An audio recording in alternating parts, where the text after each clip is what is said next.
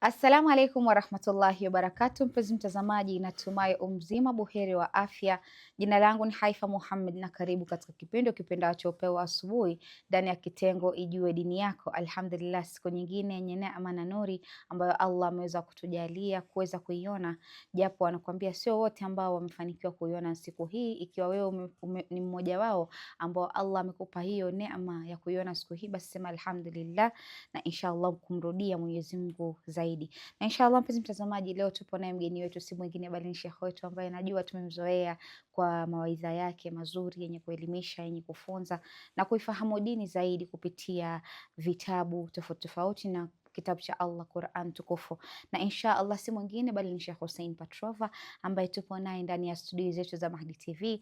Katika mada yetu ya leo tunataka kuangazia maana ya wilaya na umuhimu wake katika ibada, na insha Allah tukielekea kwake tutaweza kufahamu mengi na mengi zaidi. Assalamu alaikum warahmatullahi wabarakatuh. Wa alaikum assalam warahmatullahi wabarakatuh. Karibu sana Sheikh. Nashukuru sana. Alhamdulillah, ni furaha tena kupatana na wewe. Ni kweli. Naam, bismillah. A'udhu billahi minash shaitani rajim. Bifadlillahi bismillahir rahmanir rahim. Wa sallallahu ala sayyidina Muhammad wa ala alihi tayyibin at-tahirin. Allahumma salli ala Muhammad wa ali Muhammad. Naam, leo topic yetu kama tulivyoelezewa ni kwamba alwilaya na umuhimu wake kwenye ibada. Kwa hivyo tutaenda kuzungumza kuhusu wilaya, kueleza maana ya wilaya, kisha tutazungumza pia connection ya wilaya na ibada na umuhimu wake kwenye ibada. Mwanzo, kabla tujazungumza kuhusu definition au maana ya wilaya, ni kwamba kwenye dini ya Kiislamu tuna vitu ambavyo vinaitwa usuluddin na furuuddin. Yani dini imegawanyika aidha usuluddin au furuuddin, alafu kuna zingine akhlaqiyat na zingine. Kwa hivyo usuluddin ni vile vitu ambavyo dini imejengwa kwa ajili yake, yani bila hivyo hakuna dini. Lakini furuuddin ni branches za dini zinasaidia usuluddin. Miongoni mwa usuluddin, tuna usuluddin sisi ni tano. Kuna tawhid, kuna nubuwa, kuna al-adala, kuna imama na kuna yaumul qiyama, al-maad. Hizo ndio usuluddin. Kwa hivyo tukija kwenye topic yetu ya leo, alwilaya, maana ya wilaya ni nini? Wilaya ni inatokana na neno la Kiarabu kwamba yali, kitendo ni yali. Yali kwamba anafuata, au wilaya inatumika kumaanisha kuunganika, yani vitu viwili vinaunganika, cha kwanza na cha pili, bila kuwepo kwa fasili yoyote, bila kuwepo na distance au gap between cha kwanza na cha pili. Yani hiki kikitoka hiki kinaingia. Hiyo ndio wilaya. Lakini wilaya inatumika pia kwa sehemu zingine, kwa Mwenyezi Mungu. Kwa mfano, tunaambiwa kwa Mwenyezi Mungu ni walii. Kwa Mwenyezi Mungu ni walii wa wale ambao wameamini. Ina maana kwamba kila kitu ambacho wanafanya ni kwa ajili ya Mwenyezi Mungu. Na pia inaweza tumika kumaanisha kupewa uwezo wa kutasarruf, uwezo wa kufanya vitu katika mambo tofauti tofauti. Kwa mfano, tukisema baba ni walii wa mtoto, kwamba amepewa uwezo wa kufanya mambo ndani ya maisha ya mtoto ambayo mtu mwingine hawezi akafanya. Kwa mfano, ana uwezo wa kumshikilia vitu zake ambazo hajafika umri ambao inafaa amiliki hivyo vitu, kwa mfano.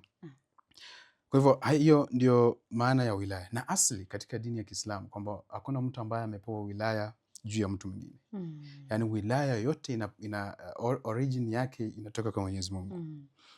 Na yule ambaye Mwenyezi Mungu ametupa, kwamba ametuambia kwamba inafaa mfuate huyu ndio wali wenu, ndio tunamchukua yeye kama wali. Kama Mwenyezi Mungu hajatoa amri either direct au kupitia kwa mtume wake, hatuwezi tukachukua tu mtu yote kama walii kwenye maisha yetu. Kwa hivyo wilaya kama asli inatoka kwa Mwenyezi Mungu. Kwa hivyo hapa tunaona kwamba kuna aina mbili za wilaya. Kuna wilaya takwinia na kuna wilaya tashriia. Wilaya takwinia ni vitu ambavyo vipo kwenye dunia. Kwa mfano watu, kwa mfano mwanadamu, uwepo wa mwanadamu na maisha ya mwanadamu, hiyo ni mambo ni ya kiasilia, kwamba ni nature kwamba mwanadamu yuko hivi yuko hivi yuko hivi. Hakuna mtu ambaye anaweza akasema kwamba anaweza change yani anaweza change maisha ya mwanadamu yasiwe hivi iwe vile yeye mwenyewe anataka. Kwa mfano wilaya takwinia kwenye vitu kama milima. Kwa mfano mlima huko sehemu, huwezi ukachukua ule mlima ukautoa ukaweka sehemu nyingine unless kama umepewa nguvu na Mwenyezi Mungu. Upepo kwa mfano, hakuna mtu ambaye anaweza simamisha upepo kwa nguvu zake unless amepewa uwezo na Mwenyezi Mungu asimamishe huo upepo. Hivi ni vitu ambavyo vipo kwenye kauni, hivi vitu ambavyo vipo kwenye dunia. Hiyo inaitwa wilaya takwinia. Na hii wilaya takwinia Mwenyezi Mungu ndiye anayeweza kubadilisha, au ndiye aliyeweka, ndiye anaweza badilisha hiyo wilaya at-takwinia. Na kuna wilaya tashriia ambayo inadili na vitu vya sheria, mambo ya sheria. Kwa mfano dini inasema nini? Kutuma mitume. Mtume ametumwa kwa ajili ya kuongoza wanadamu na kuleta sheria katika ulimwengu. Hizo sheria zimetoka kwa Mwenyezi Mungu. Je, mtume ana uwezo wa kuleta au kuanzisha sheria kwamba hii sheria mimi naianzisha? Ndiyo. Kama yeye mwenyewe. Au anaianzisha kwamba direction imetoka kwa Mwenyezi Mungu kwamba hii sheria naianzisha. So hiyo ni wilaya at-tashriia. Na sisi katika sineni zetu, katika akida zetu za Kishia tunaamini kwamba Mwenyezi Mungu kuna kiwango fulani amepatia mitume au pia amepatia wale ambao wana huo uwezo wa kuleta sheria ambayo haikuwepo wakati wa mtume. Kwa mfano imamu anaweza akaanzisha sheria ambayo haikuwepo wakati wa mtume, lakini si eti yeye ndiye anaanzisha. Ametoa amri kutoka kwa mtume na kutoka kwa Mwenyezi Mungu. Sasa hii wilaya at-takwinia na tashriia zote zinarudi kwa Mwenyezi Mungu. Yani asli ni Mwenyezi Mungu, lakini anawapa watu ambao amewachagua peke yao. Kuna aya kwenye Qur'ani inasema Allahu waliyul ladhina amanu. Allahu ni walii wa wale ambao wameamini. Na inaendelea kusema yukhrijuhum minadh-dhulumati ila nur. Kwamba asli ya wilaya inatoka kwa Mwenyezi Mungu. Je, kuna watu ambao wamepewa hiyo wilaya? Ndiyo, kuna watu ambao wamepewa wilaya kutoka kwa Mwenyezi Mungu, na hawa watu ni wachache. Miongoni mwa hawa watu ni mtume amepewa wilaya, na pia wale ambao mtume ametuonyesha kwamba mimi baada yangu basi anayefuata ni huyu. Kwa sababu tumeona kwenye taarifu ya wilaya ni kwamba yule anayefuata, alladhi yali, yani mtume akiondoka huyu anakuja. Ndiyo. Hiyo ndio inamaanisha yali, na inatokana na neno alwilaya. Kwa hivyo kuna baadhi ya watu ambao kupitia kwa mtume Mwenyezi Mungu amewapa uwezo wa kuwa walii wa waumini. Na miongoni mwa hawa watu ndio tunaosema al-imams. Kwa sababu kwenye maana ya wilaya kuna pia maana ya imam, kwamba huyu ni walii, amesimamia au ana uwezo wa kuwasimamia au wa kufanya vitu kwenye maisha yenu au kwenye sheria, na huo uwezo amepewa na Mwenyezi Mungu. Huyu walii ni nani? Ni imam. Kwa hivyo kwenye maana ya imam, kuna maana ya walii, pia kuna maana ya imam. Walii na imam zinaenda sawa sawa. Kwa lugha ya Kiarabu tunasema mutaradifa. Yani yana maana moja. Kwa hivyo imam na walii ni the same thing. Na sisi tuna kwenye akida yetu tunaamini kwamba al-imama ni miongoni mwa usuluddin. Yani usulu dini ina maana kwamba lazima uamini kwa hizo usulu dini zote ili matendo yako yawe ni yenye kufuzu au yawe right. Matendo yangu inamaanisha swala zangu ziwe right, akhlaq zangu ziwe right. Kwa mfano nikiamua kuwa mkarimu na natoa zaka kwa mfano. Ili zaka yangu iweze kukubalika lazima akida yangu iwe right. Huwezi kuwa unatoa zaka kwa mfano au unatoa sadaka na akida ni mbaya, then una expect kwamba matendo yako yakubalike na Mwenyezi Mungu. Ili matendo yangu yakubalike na Mwenyezi Mungu lazima akida iwe sawa. Na ili nipate kufaulu siku ya Kiyama, kuna matendo ya kukubalika na kuna kufaulu siku ya Kiyama. Ili nifaulu siku ya Kiyama lazima niwe na akida yote nzima. Yani haya matendo yangu ambayo yanakuja nayo yawe na effect kwenye ulimwengu wa akhira. Lazima niwe na akida nzuri, akida iliyokamilika. Na akida iliyokamilika ina maana naamini kwa Mwenyezi Mungu, naamini kwa mitume na naamini kwa maimams, uadilifu na siku ya Kiyama. Ukikosa kuamini kwenye kipengele kimoja kwenye hizi zote 5, ina maana akida yako si full, na ina maana sitofaulu siku ya Kiyama. Na kufaulu siku ya Kiyama ina maana kuingia peponi.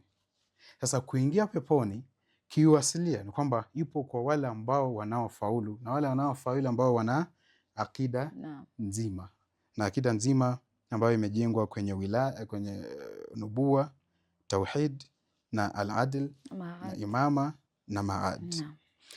Kwa hivyo alwilaya ambayo ina maana pia ya al-imama ni miongoni mwa usuluddin, kwamba lazima mtu aamini kwenye alwilaya. Kama hujaamini kwenye wilaya, umeamini kwenye kitu kingine, ina maana matendo yetu au matendo hayatakuwa full. Kwa hivyo tunakuja kwenye baadhi ya vitu ambavyo vinaunganika na wilaya. Vipi wilaya inakuja? Ni kwamba Mwenyezi Mungu alipoanzisha dini au alipotuma mtume wa kwanza ambaye ni mtume Adam, Nabii Adam. Alipomtuma mtume Adam ilikuwa ni kwa ajili kuongoza watu ambao walikuwepo hizo enzi. Na hawakuwepo watu wengi, walikuwa wachache. Hii ilikuwa ni kama stone, the first stone ya mwisho ambayo itakuja kuhakikisha kwamba dini ya Mwenyezi Mungu ipo duniani nzima. Na hao mitume wote ambao wametumwa kwenye Qur'an, tunaambiwa kwenye dini ya Kiislamu tunaambiwa kwamba ametumwa mitume 1,124,024. Hawa wote walikuwa kwa ajili ya kuweka msingi wa kuja kwa mtume wa mwisho. Yaani wote walikuwa wanatayarisha mtume Muhammad kuja kueneza sheria za mwisho ambayo Mwenyezi Mungu alikusudia kwa wanadamu. Na ndio sababu tunasema kwamba walikuwa wanaongea kuhusu kitu kimoja. And that's why kuna imam mmoja alisema, I think Imam Khomeini alisema kwamba kama mitume wote wangewekwa kwenye nini moja, kwenye kijiji kimoja, hakuna mtume hata mmoja ambaye angetofautiana kati yao. Huyu akisema hiki wote wanakubaliana kwamba hiki, kwa sababu information yao au message yao ilikuwa moja. Sasa tunakuja kuona kwamba Mtume Muhammad, hawa mitume wengine wote walikuwa wanatengeneza njia ya kuja kwa Mtume Muhammad ili kuleta sheria za mwisho ambazo zinakava hizo sheria zote ambazo zilikuwepo na mitume wengine. Sasa huyu Mtume Muhammad amepewa wilaya na Mwenyezi Mungu, amepewa mamlaka ya Mwenyezi Mungu. Na hapo kwenye siku zake za mwisho akiwa Ghadir Hum, tuliona man kuntu maulahu fahadha aliyun. Kabla yake alikuwa ameeleza kwamba alikuwa anauliza, je, mimi sipo aula kwenye matendo yenu kuwaliko nyinyi? Yani mtume ni walii wetu, kwamba anaweza akatuamrisha tufanye kitu hata kama hatutaki, lazima tutii maneno yake au maamrisho yake. Sasa hii wilaya amepewa na nani? Amepewa na Mwenyezi Mungu. Sasa akiondoka inafaa tupate mtu ambaye ataendeleza hii wilaya, ataendeleza mafundisho na kila kitu ambacho alikuwa anafanya kutoka kwa Mwenyezi Mungu, ataendeleza mpaka siku ya Kiyama. Na huyu mtume mwenyewe aliweka akasema kwamba kwenye hadithi ambayo nimesema hapo awali, man kuntu maulahu fahadha aliyu maula. Kwa nini Mwenyezi Mungu anaweka wilaya, anaanzisha hii protocol ya wilaya? Anaanzisha ili kuhakikisha kwamba matendo yetu ambayo tunayafanya au ibada yetu ambayo tunaifanya ya kila siku inakubalika na Mwenyezi Mungu. Kwa sababu usipofanya ibada kulingana na protocol ambayo Mwenyezi Mungu ameweka kupitia kwa mtume na kupitia kwa imams, ibada ni kama haipo. Ibada ni kama tunafanya vitu ambavyo havipo kwenye msingi ya dini ambayo Mwenyezi Mungu ametaka. Ndio maana unaambiwa swala yako haikamiliki kama haujamswalia mtume na familia yake. Ni kweli. Na hiyo ni ibada. Kwa hivyo swala ili ikuwe full kwa swala zetu za kawaida lazima tumswalie mtume na maimamu ambao ni aulia wetu kutoka kwa Mwenyezi Mungu. Kwa hivyo kufika hapa ni kwamba matendo yetu hayakubaliki kama hatupo chini ya wilaya ambayo inakuja baada ya mtume. Sasa tutakuja kuelezea kivipi kuna connection ya kiundani kuhusu kati ya wilaya na ibada. Shukran sana Sheikh. Acha tuvute pumzi kidogo, tukirudi tutaweza kuendelea zaidi. Inshallah. Kurudi kwako mpenzi mtazamaji, natumai katika awamu ya kwanza tukiwa na Sheikh umeweza kufahamu nini hasa maana ya wilaya. Ameweza kuielezea vizuri na ni kitu ambacho unapaswa kukifahamu ndugu Muislamu, pia wewe ambaye ni mfuasi wa Ahlul Bait Rasulillah. Ni wakati wako ambao wewe unafaa kujikusanya kuweza kusikiza mengi ambayo Sheikh anasema, ili mradi uweze kupata ilmu na ilmu zaidi. Inshallah mpenzi mtazamaji, acha tuchukua mapumziko, tutakaporudi tutaendelea zaidi.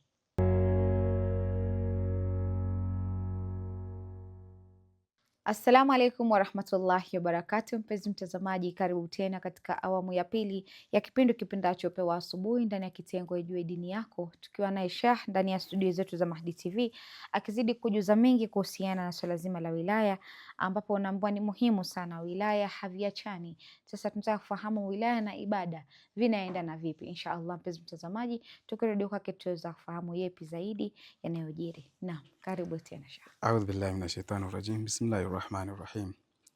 Naam, tulikuwa tumesema kwamba matendo yetu hayakubaliki, ya ibada yetu haikubaliki kama hatupo chini ya wilaya. Ndiyo. Na ni wilaya kutoka kwa Mwenyezi Mungu, sio wilaya ambayo sisi wenyewe tumejitafutia. Na kuna connection kubwa kati ya au wilaya sometimes inaweza tumika kumaanisha al-imama. Ni kitu kimoja. Kwa mfano, kwa sababu imam ndiye anakuwa wali. Kwa hivyo tukasema kwamba wilaya ambayo ina maana ya imama pia ipo chini ya usuluddin, kwamba usipoamini kwayo matendo yako hayapo sawa. Kuna aya kwenye Qur'ani inasema kwamba Allahu waliyul ladhina amanu yukhrijuhum minadh-dhulumati ila an-nur walladhina kafaru awliya'uhum taghut yukhrijunahum minan-nuri ila adh-dhulumat ulaika ashabun nar hum fiha khalidun. Naam. Kwa hivyo kwenye hii aya kuna neno wilaya, Allahu waliyul ladhina amanu yukhrijuhum minadh-dhulumati ila an-nur, kwamba Mwenyezi Mungu anatoa wale ambao wameamini kutoka kwa dhulum, inawapeleka kwenye nur. Na wale ambao hawajaamini wali wao ni awliyauhum taghut. Taghut ndio wali wao. Anafanya nini? Anawatondoa kwenye nur, anawapeleka kwenye dhulumat. Kisha aya imesema mwisho ulaika ashabu nar hum fiha khalidun, kwamba wakienda jahannam watakaa huko milele, khalidun. Sasa kwenye aya kumetajwa neno wilaya na al-khulud fi an-nar, yani kukaa motoni kabisa. Kwa hivyo kuna vitu viwili, kuna ishu ya kuingia peponi na kuna ishu ya kuishi peponi daima. Kuingia peponi na kuishi peponi daima. Si kila anayeingia peponi atakaa peponi daima. Kuna baadhi ya watu wataingia peponi lakini wataondolewa, lakini kuna baadhi ya watu wataingia peponi na watakaa peponi daima. Ni kina nani? Hawa ambao auliyauhum taghut, wale ambao wamechukua kwamba walii wao si al-aima ambao wamewekwa na Mwenyezi Mungu, bali wamechukua opposite ya protocol ya Mwenyezi Mungu, kuwa kwamba hao ndio wanaowaongoza kwenye mambo yao ya kawaida. Kwamba Mwenyezi Mungu anasema nyinyi fuateni hivi, na hao wanaenda kufata mambo mengine ambayo hayajawekwa na Mwenyezi Mungu. Na tukisema Mwenyezi Mungu, si Mwenyezi Mungu direct, ameweka kupitia kwa mtume wake. Kwa hivyo kuna baadhi ya maimams pia ambao wana maana ya walii. Kuna baadhi ya maimams ambao kazi yao ni kupeleka watu kwenye moto. Wajalnahum aimma yad'una ila nar, kwamba tumewafanya kuwa aimma ambao wanaita watu kuingia motoni. Hawa maimma ni akina nani? Mtu yoyote ambaye yupo au anaenda kinyume na sheria au protocol ambazo Mwenyezi Mungu aliweka, huyo anaenda kinyume na wilaya wa Mwenyezi Mungu. Kwamba Mwenyezi Mungu mfano kupitia kwa mtume wake amesema kwamba fanyeni hivi au fateni huyu, na nyinyi mnaenda mnafuata mtu ambaye siye, mnafanya matendo ambayo sio, nyinyi wote na yule ambaye anawaongoza nyote mnaenda wapi? Finnar, kwa mujibu wa hii aya ambayo tumeisoma. Kwa hivyo ili kukubalika matendo yetu, ili matendo yetu yawe ni yenye kukubalika na Mwenyezi Mungu, lazima tuwe tunafuata yule ambaye Mwenyezi Mungu ametupatia. Na tunaweza tukaleta mfano. Kwa mfano kwenye shule mwalimu amesema kwamba wanafunzi ambao wapo kwenye hii shule wakipita wataenda, nitawapeleka university bure kwa mfano. Alafu kuna mwanafunzi mwingine amepita kwenye shule nyingine ambayo sio hiyo, na amepita vile huyu alivyoeleza. Sasa huyo mwanafunzi akija kuuliza huyu mwalimu, kwa nini hujanipeleka university? Akasema masharti ilikuwa kwamba atakayepita na anasoma kwenye hii shule lazima ataenda university, nitampeleka. Sasa huyu asomi kwenye hii shule, sasa hawezi kupelekwa university. The same thing kwamba Mwenyezi Mungu ameweka sheria kwamba hii ndio njia ambayo yoyote anayetaka kufaulu lazima afate hii njia. Njia ya mtume, na kupitia kwa mtume afate wale ambao wanakuja baada ya mtume. Sasa kama hujafata, ina maana umefuata maimams wako. Ina maana umefuata viongozi wako ambao si viongozi ambao Mwenyezi Mungu amewaweka kupitia kwa mtume wake. Sasa huwezi ukaenda ukamuuliza kwamba mimi nastahiki kupata kile ambacho ulitoa, zawadi ambao ulitoa, kwa sababu mimi nimepata au nimefanya yale matendo ambayo ulikuwa unataka. Ndiyo umefanya, lakini matendo yako hayapo chini ya wilaya ambayo Mwenyezi Mungu ameweka.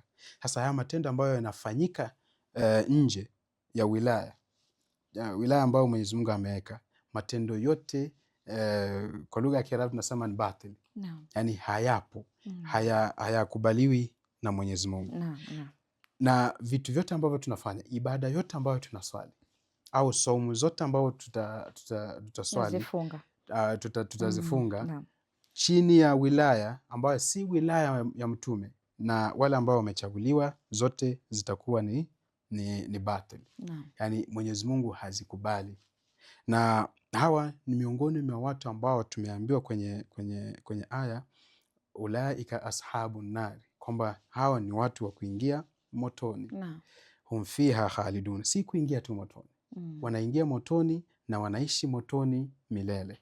Kwa hivyo wilaya au imama ambayo ni ina maana moja na wilaya, ni kigezo kikuu kwa kukubalika kwa matendo yetu. Kwa mfano tukiangalia kwenye historia, kuna watu ambao walikuwa wanafanya mambo mazuri kabla ya dini ya Kiislamu.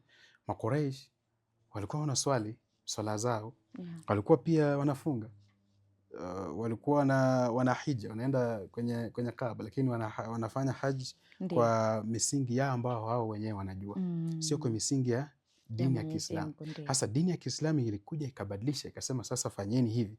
Sasa tuwezi tukasema kwamba hao kwa sababu walikuwa wanafanya hivyo wanastahiki pepo. au matendo yao yanakubalika na Mwenyezi Mungu.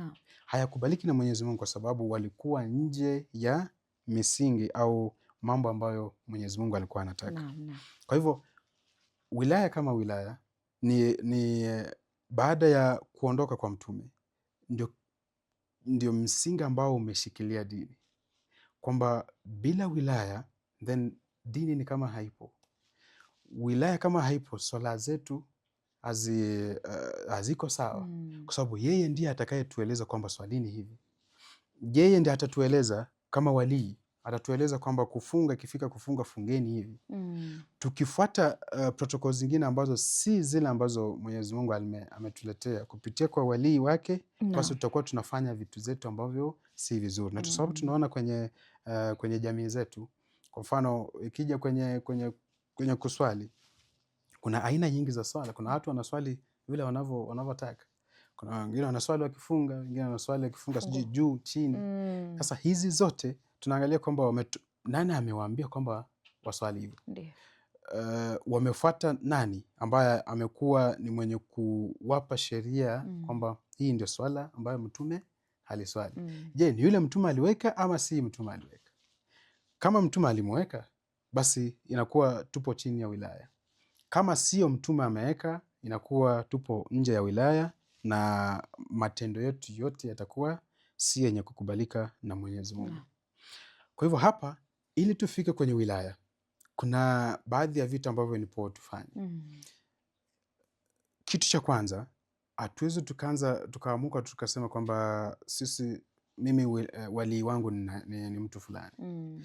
Kwa sababu kuna steps ambazo zipo huku nyuma na zingine baada ya wilaya ambazo inafaa tufuate ili mtu hakikishe kwamba kweli yupo chini ya wilaya. Ni step gani? Kwa mfano, kabla hujachukua mtu kuwa walii, lazima kuwe na upendo kati yako na huyo mtu. Na kuna mshairi mmoja anasema, lau kana hubbuka sadiqan la ata'tahu fa innal muhibbu liman yuhibbu muti. Yani ili tukiwa na upendo ndani ya mtu, au ukimpenda mtu utamtii, kwamba akikwambia kwamba fanya kitu utatii kile kitu, utakifanya. Lakini kama hakuna upendo utakuwa 50-50, unaweza ukafanya usifanye. Sasa mapenzi yanaleta utiifu. Baada ya utiifu inakuja kufuata sasa itibaa, kwa sababu unamtii. Akikwambia fanya kitu unafuata amri zake na unatekeleza hayo maamrisho. Na kwa sababu unamtii utakuja kumchukua kama walii wako. Sasa hapa ndio itakuja wilaya, kwamba akikwambia kitu hata kama kinaenda kinyume na desire zako utakifanya. Kwa mfano wewe unataka hivi, unataka kwenda hivi, na anakuambia pana, usiende hivi, naenda hivi. Kwa sababu unamtii na kwa sababu unampenda huyu mtu, kwa sababu umemchukua kama walii wako, utatekeleza. Lakini kuna baadhi ya vitu ambavyo sisi tunaamurisha. Kuna baadhi ya watu tunawapenda na tunawatii, lakini ikifika mahali wakituamrisha vitu ambavyo hatutaki, kwa mfano, hatufanyi. Kwa sababu gani? Kwa sababu haijafika level ya wilaya. Ili kufika level ya wilaya lazima tuwe na mahaba, na lazima tuwe na ataa, kutii, na lazima tuwe na ataa na kumtii yule ambaye yupo juu yetu. Kwa hivyo baada ya wilaya inakuja al-iqtida, kwamba chochote ambacho tunafanya chini ya yale ambayo maelekezo ambayo walii wetu anatuambia, kwamba kwa mfano maisha yangu yote ambayo naishi ni kwa ajili ya huyu mtu ambaye Mwenyezi Mungu amemweka kama walii wangu. Kwamba vitu vyangu ambavyo nafanya ni vitu ambavyo anaviridhia yeye. Kwa saa hizi tunajua kwamba walii wetu ni Imam Mahdi, kwamba matendo yetu ambayo tunafanya yote, je, Imam Mahdi anaridhia? Ukitaka kuswali, je, hii swala Imam Mahdi anairidhia ama na swala ya kawaida tu, swala ambayo ni kutekeleza wajibu. Unajua kuna swala ile ya kutekeleza wajibu tu, na kuna swala ambayo unaswali ukihakikisha kwamba unafuata kila kitu ambacho kipo kwenye swala. Sasa unajiuliza, je, Imam Mahdi akiwepo nikifanya hili tendo hata tuasimu kwamba yupo, tunaonana naye. Je, nikifanya ili jambo atakubali au atafurahi au atakuwa ni mwenye kuridhia na mambo ambayo anafanya? Sasa hiyo inakuja kwa sababu wewe umemchukua kama walii wako. Lakini kama hujamchukua kama walii, utafanya mambo yako irrespective kama anajua au hajui, hautaki kujua, na akikueleza kwamba tufanye hivi, hata inaenda kinyume na desire zako, bado hauwezi ukamfuata. Hii ndio wale ambao wamechukua wilaya kutoka kwa watu wengine, wameacha wilaya ambayo Mtume na Mwenyezi Mungu alituachia. Kwa hivyo wilaya kwenye mindhari ya dini, kwenye mindhari ya protocol ya Mwenyezi Mungu, ni kwamba tunahakikisha kwamba mambo yetu yote ambayo tunafanya yanaendana na maamurisho au yanaendana na sheria ambazo walii ambao yupo huo wakati ametuambia. Kwa sababu kila kitu ambacho tunafanya kinarudi kwake. Matendo yetu yote yanarudi kwake. Yeye ni hoja wa huo wakati kwa Mwenyezi Mungu, kwa matendo yetu kwa Mwenyezi Mungu. Kwa hivyo alwilaya kama mojawapo wa usuluddin au ikiwa na maana ya imama, ni kwamba vitu vyote ambavyo vipo chini ya maisha yetu, matendo yote ambayo sisi tunayafanya, ili mradi bado tuko hapa duniani, tunahakikisha kwamba yanaenda one in one na yale ambayo anataka walii wetu. Na hapa inakuja baadhi ya vitu ambavyo baadhi ya shubuhat au confusions ambazo mtu anaweza zikatokana na kutofahamu baadhi ya mambo, zikaleta shida katika kufahamu baadhi ya vitu ambavyo vipo kwenye Qur'ani au mambo ambayo yapo kwenye sheria. Kwamba tukisema dini, ndio tunaamini kwamba dini imetoka kwa Mwenyezi Mungu. Lakini baada ya kutoka kwa Mwenyezi Mungu, sisi tuna uwezo wa kudili na mambo yetu. Sasa kwa nini tupewe walii? Kwa nini tuachiwe mtu ambaye atakuwa anatuongoza sisi, na sisi tuna uwezo wa kujiongoza sisi wenyewe? Kweli. Kuna baadhi ya aya ambayo wanatumia kwenye Qur'ani kwamba amrukum shura bainakum, kwamba kitu ambacho mnataka mnadiscuss kuhusiana na hicho kitu, kwamba mnaweza mkafanya shura na mkakuja kwenye conclusion. Kwa nini tutegemee mtu mmoja kwamba yeye ndiye atakayekuwa walii wetu? Kweli. Yani hawa wanataka kupinga ishu yote ya wilaya.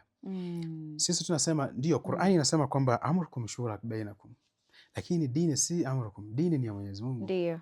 Dini as long as tunaangalia dini, tunarudisha kwa Mwenyezi Mungu amesema nini. Ndio. Na sisi kama sisi hatuwezi tukaelewa Mwenyezi Mungu amesema nini mpaka turudi kwa mtu ambaye Mwenyezi Mungu mwenyewe amemtuma. Na mtu ambaye Mwenyezi Mungu amemtuma ni mtume. Baada ya mtume atatuelekeza kwamba fateni hii, ndio itawapatia mwelekeo kama mimi sipo. Kwa hivyo sisi ndio tuna uwezo wa kufanya baadhi ya mambo ambayo hayana connection na dini, kwa sababu dini si amri yetu. Dini ni amri ya Mwenyezi Mungu. Na vitu vyote ambavyo tunafanya kwa Mwenyezi Mungu lazima tumrudishie aweze kutupatia mwongozo. Mashallah, mashallah. Shukran sana Sheikh. Naamini ni mada ambayo ni ndefu na itakuwa na wakati ambao tunaipanga vizuri ili kuweza kuongelea masuala mengi kuhusiana na swala zima la wilaya. Shukran sana Sheikh, hakika imekuwa ni faraja na furaha kuwa na wewe kuanzia mwanzo hadi mwisho, na inshallah naamini tutaweza kukutana zaidi ili kuweza kufahamu mengi na mengi zaidi. Kurudi kwako mpenzi mtazamaji, natumai katika awamu ya pili tukiwa na Sheikh Hussein Patrova ndani ya studio zetu za Mahdi TV, naamini umeweza kufahamu mengi ambayo amezidi kuyaangazia haswa kuhusiana na swala zima la wilaya. Ni mengi ambayo wilaya imebeba, inataka details za kuweza kuongelea. Inshallah Sheikh ataweza kutujuza mengi kuhusiana na swala zima la wilaya wakati mwingine. Na inshallah mpenzi mtazamaji, kufikia hapo sina mengi ya kusema isipokuwa ni kukwambia maasalam.